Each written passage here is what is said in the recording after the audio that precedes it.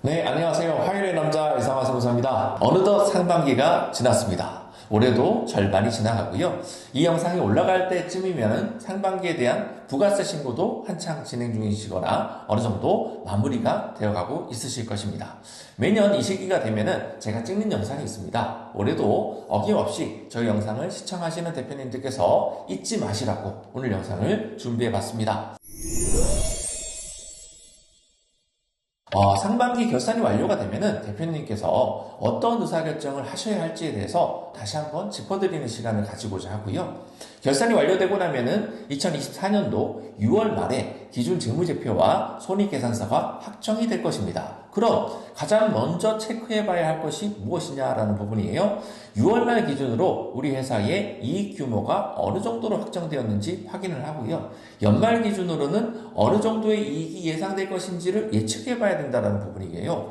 회사의 이익 규모를 체크하고 예측하는 것은 회사의 수익률과 성장 속도, 자금의 유동성을 점검해보는 것에서도 의미를 가지지만 회사가 법인세 얼마 낼지 그리고 미래의 우리 회사의 주식 가치가 어떻게 변동할지에 대해서 사전에 체크해 볼 수 있다는 측면에서 아주 중요한 부분에 해당을 하죠. 특히나 올해 영업이익이 과거에 비해서 큰 폭으로 증가할 것이다 라고 예상되는 회사라면은 지금 시점이 앞으로 회사와 대표님의 세후 소득을 결정하시는 데 있어서 매우 중요한 시기가 될 수 있습니다. 상반기 결산이 완료되었다면 가능한 빠르게 2024년도 6월 말 시점에 회사의 주식가치 평가를 한번 해보시기 바라겠습니다. 상장회사의 주식가치는 시장에서 형성이 되어 있기 때문에 바로 손쉽게 알 수 있지만 비상장회사의 주식가치는 세법에서 정한 보충적 평가 방법을 이용해서 계산을 해봐야 되기 때문에 좀 번거로운 부분이 있습니다. 주식가치 평가에 사용하는 수치적인 정보는 회사의 재무상태표에 손익계산서와 재무상태표 그리고 법인세 신고 안에서 세무조정계산서죠. 거기서 가져올 수 있기 때문에 회사의 결산자료가 주식가치를 결정짓는 데 매우 중요하다라고 할 수 있습니다. 만약에 사업 개시 후에 3년이 경과하지 않는 법인이면서 회사의 이익이 계속해서 증가하고 있다면 이 시점이 매우 중요하다라는 부분을 다시 한번 강조합니다. 왜냐하면 3년이 경과하게 되면 주식가치의 평가의 방식이 대표님들께 아주 불리한 방법으로 바뀌게 됩니다. 세법이 그렇게 정해져 있어요. 그렇기 때문에 3년이라는 이 골든타임을 절대 넘기시면 안 된다라는 부분 강조해 드립니다. 회사 이익이 계속해서 증가하는 경우에는 사업 개시 후에 3년이 경과하는 시점에서 보충적 평가 방법이 크게 증가할 수 있다고 말씀드렸고요. 이에 해당하는 회사라면은 지금 시점에서 우리 가족으로서 주식 이전을 반드시 고려해야 된다. 반드시예요. 머스트라고 말씀을 드릴 수 있겠습니다. 증가한다면 우리 회사의 주식 가치가 떨어지고 있다면 이전을 고민할 필요가 없겠죠. 지금의 의사결정으로 인해서 생각보다 훨씬 더 큰 절세 효과를 기대해 볼 수 있다는 부분 말씀드리고요.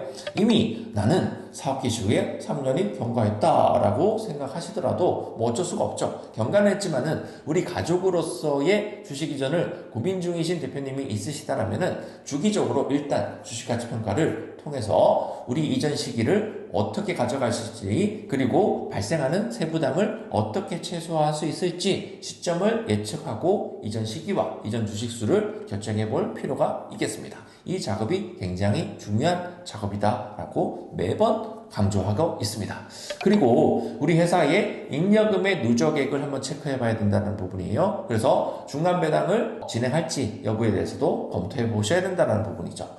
우리 회사의 잉여금, 정확히 말하면 미처분 이익잉여금이라고 하는데 이 잉여금이라는 것은 회사의 영업활동의 결과로서 현 시점까지 법인세 내고 나서 쌓여있는 모든 이익의 누적치를 의미한다라고 이해하시면 됩니다. 회사가 번 돈을 한 푼도 사용하지 않고 회사 통장에 넣어놓고 있었다라면은 회사의 보통 예금 잔액과 잉여금의 잔액이 일치합니다. 근데 그런 회사가 잘 있을 수가 없겠죠. 회사는 멈춰있지 않고 계속적으로 상품을 구매하고 기기장치 추가 구입하고 공장 건물 매입할 수 있기 때문에 항상 현금하고 잉여금이 일치하지 않는 경우가 상당히 커요. 그렇게 되면은 잉여금의 규모에 비해서 따라서 회사에서 가용할 수 있는 자금은 생각보다 없다. 대부분의 대표님들께서 잉여금보다 회사의 보통 예금에 더 집중을 하다 보니 잉여금 관리의 필요성에 대해서는 다소 등한시하는 부분이 있습니다. 하지만 계속적으로 누적되어 있는 이 잉여금은 나중에 대표님을 포함한 주주들의 세부담을 증가시키기 때문에 주기적으로 계속적으로 배당을 할 필요가 있다라는 부분인 거예요. 장기적인 플랜이 필요하다는 부분인 거죠. 그 중에서 확실한 부분이 배당이기 때문에 이미 누적된 잉여금은 손실이 발생하지 않는 한 주주에게 지급함으로써 감소시킬 수 있다라는 부분이죠. 그렇기 때문에 좀 더 실효성 있는 배당이 되기 위해서는 회사의 가용 자금의 규모라든지 자금 스케줄이라든지 이런 부분을 결정해서 배당 여부와 규모도 얼마로 할지 결정을 꼭 한번 해보시라고 말씀드립니다. 배당은 1년에 2번 정도를 할 수가 있는데요. 정기 배당 3월에 한 번 하는 거고요. 3월 이외에 중간 배당을 할 수가 있습니다. 상반기 결산을 통해서 회사의 잉여금의 규모와 보유 자금의 현황을 체크해 볼 수 있기 때문에 이러한 정보를 토대로 중간 배당을 진행할지 여부와 어느 정도 규모로 할지를 결정하신다면 합리적인 의사결정이 될 것이죠. 한편 상반기 결산 이후에 예상해본 올해의 이익 규모가 너무나 높다라고 판단된다면 대표님과 우리 가족의 임직원분들 이분들의 급여 인상을 고려해 보실 필요가 있겠습니다. 예상되는 이익 규모 하에서 법인세 부담과 급여 인상을 통한 소득세와 건보료의 증가 효과를 비교해 보면 한쪽은 떨어지죠. 급여가 올라갈수록 법인세는 떨어진다는 부분이에요. 그리고 급여 인상을 통해서 소득세는 올라간다는 부분인 거예요. 그러면 이 부분이 적어도 똔똔이 될 수 있는 수준만큼의 급여의 인상을 해주는 것은 좋다라고 볼 수가 있겠죠. 하지만 조금 더 구체적으로 제어하고 절세하기 위해서는 전문가에게 조언을 구해서 어디까지 인상을 하는 게 좋을 것인지 그리고 주식 가치까지 생각을 한다라고 하면은 조금 더 높은 금액으로 인상도 결정할 수 있으셔야 됩니다.